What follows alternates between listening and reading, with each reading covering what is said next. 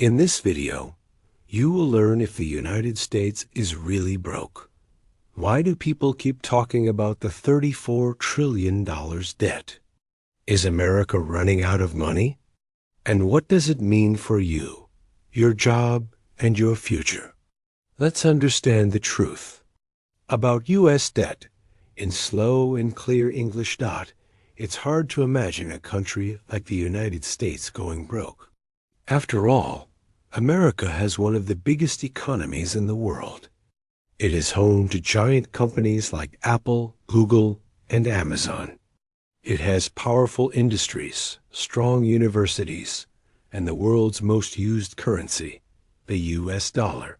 But behind all that power, there is a growing problem, and it's getting harder to ignore. Right now, the United States has more than $34 trillion in debt. That's 34 followed by 12 zeros. This number is so big that it's difficult for most people to understand what it really means. But here's the simple version.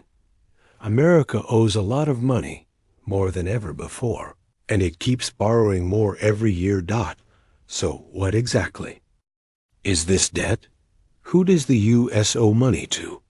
Why does it keep borrowing more?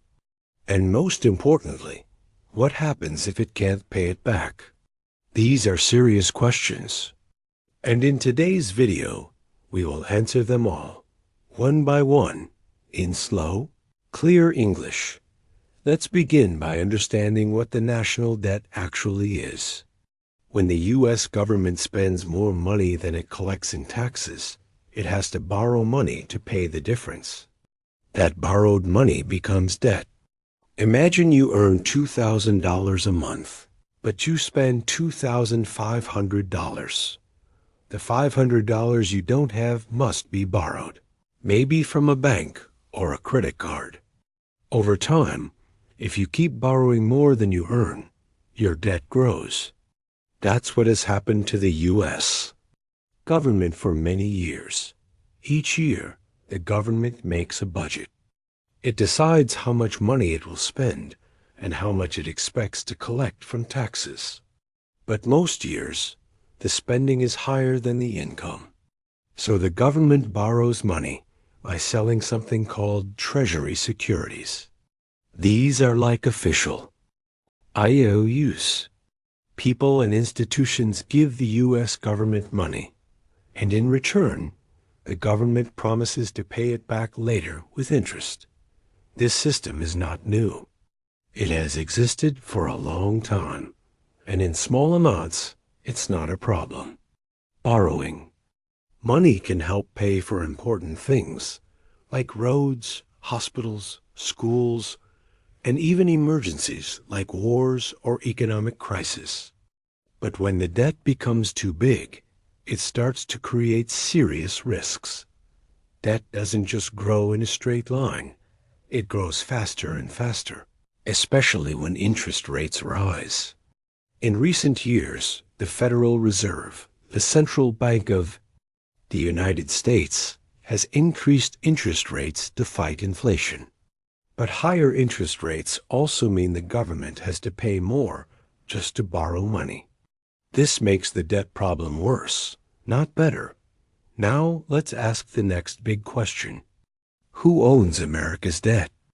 Who is lending all this money to the U.S. government? The answer might surprise you. A large part of the debt is actually owned by American people and institutions. For example, when you buy a U.S. savings bond, you are lending money to the government. The same is true for retirement funds, banks, and insurance companies. They often invest in U.S. Treasury bonds because they are considered safe. But not all of the debt is owned by Americans. Foreign countries also buy U.S. debt. As of now, the two biggest foreign holders of U.S. debt are Japan and China. These countries hold hundreds of billions of dollars in U.S. Treasury securities. Why? Because the U.S. dollar is stable and U.S. bonds pay interest. It's a way for those countries to protect their money and earn a small return. Other countries that hold U.S. debt include the United Kingdom, Luxembourg, and several oil-rich nations.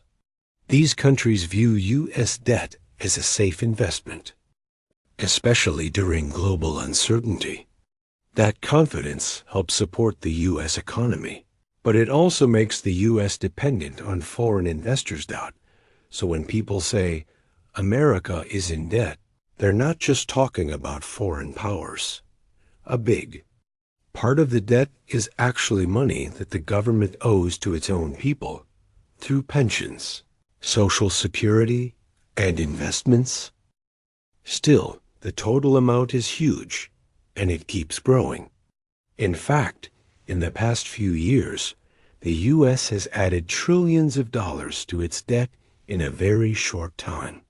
This happened during the COVID-19 pandemic, when the government had to spend a lot to support people, businesses, and the healthcare system.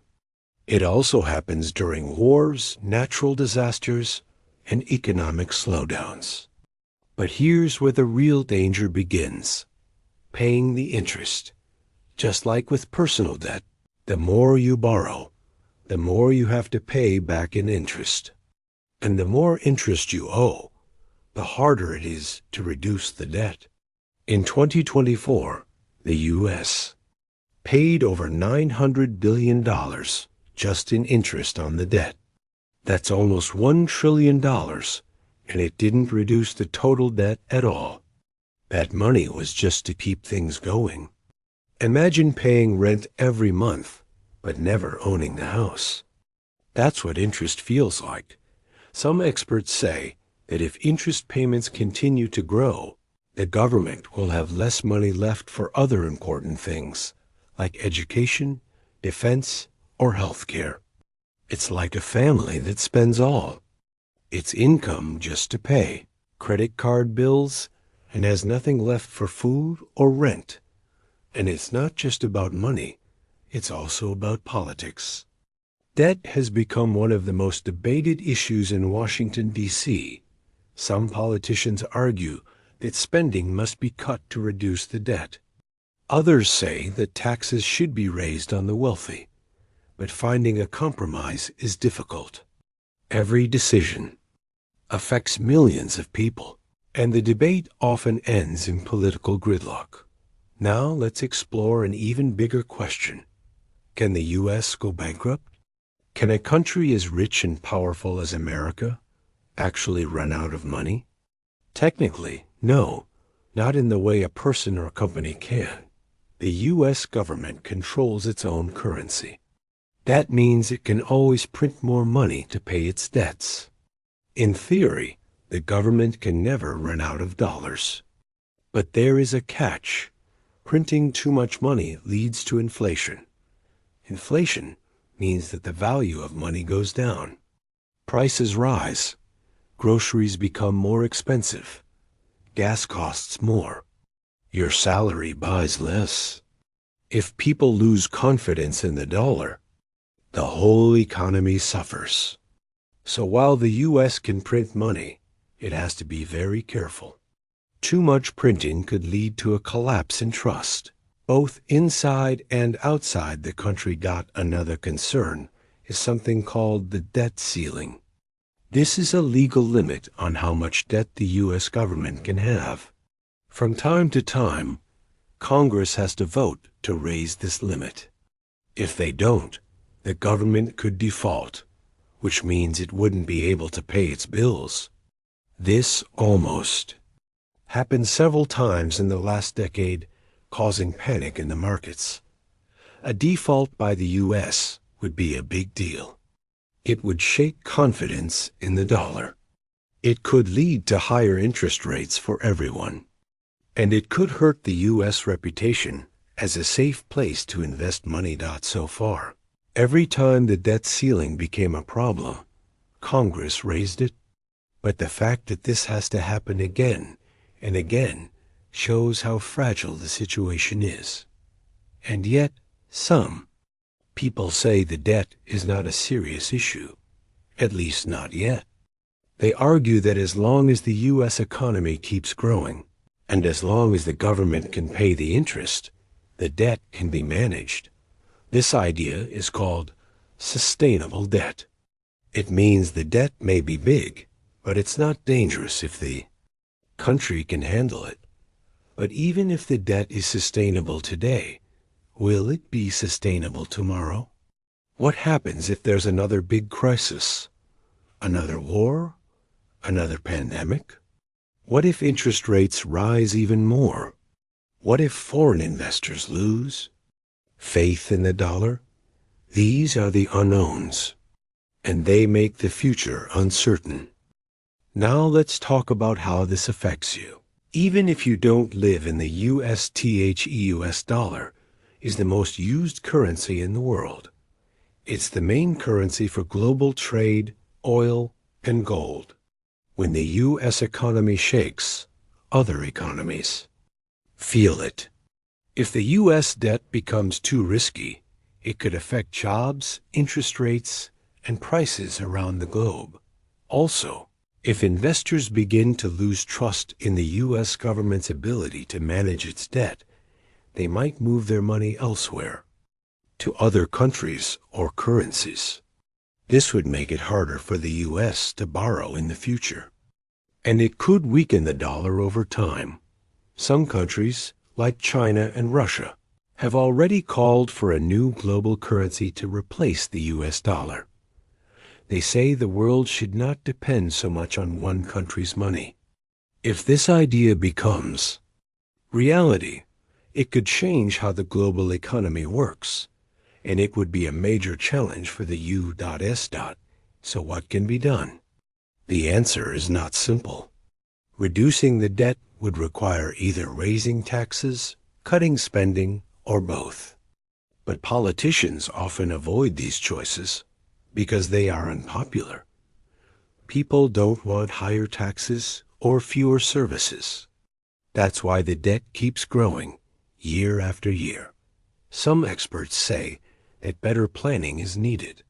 The government must stop making short-term decisions and start thinking long-term. Investments should be smarter. Spending should be more efficient.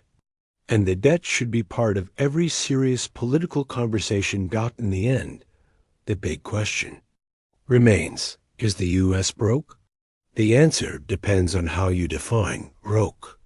If broke means having no money at all, then no, the U.S. is not broke. It still collects taxes, produces goods, and controls its currency. But if broke means spending more than you earn and being trapped in a cycle of borrowing just to stay alive, then yes, the warning signs are there. The national debt is like a heavy backpack. The more weight you add, the harder it is to move forward. And right now, the U.S. is walking uphill, carrying a very heavy load. For now, the system is holding. But the pressure is growing, and the world is watching. Thank you for watching this video. If you enjoyed this lesson and want to learn more English with real-world stories, don't forget to like, subscribe, and share. What do you think about the U.S. debt? Let us know in the comments below, and see you in the next video.